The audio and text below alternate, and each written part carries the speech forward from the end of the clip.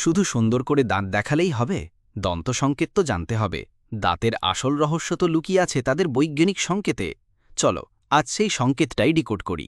জানো, আমাদের প্রতিটি হাসির পেছনে লুকিয়ে আছে এক চমৎকার বৈজ্ঞানিক সূত্র। আমাদের দাঁত শুধু খাবার চিবানোর জন্য নয়, এদের একটা নির্দিষ্ট বিন্যাস আছে, যাকে আমরা বলি দন্তসংকেত বা ডেন্টাল ফর্মুলা।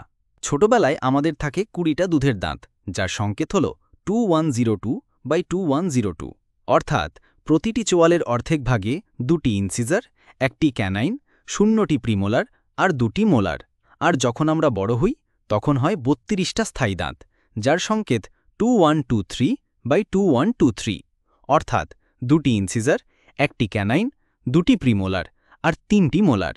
প্রতিটি দাঁতেরই আছে নিজস্ব কাজ। ইনসিজার কাটে, ক্যানাইন ছিঁড়ে আর প্রিমোলার মোলার খাবার গুঁড়ো করে। কি অসাধারণ বৈজ্ঞানিক বিন্যাস, তাই না? আমাদের হাসি আর সুস্থ দাঁতের রহস্য লুকিয়ে আছে এই সংকেতের মধ্যেই। তো কেমন লাগলো আজকের এই ভিডিও? কমেন্ট বক্সে জানাতে একদম ভুলো না জানো।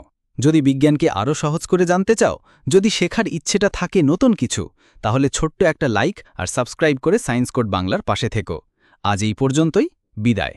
আবার দেখা হবে নতুন কোনো কনসেপ্ট নিয়ে, নতুন কোনো আলোচনায়।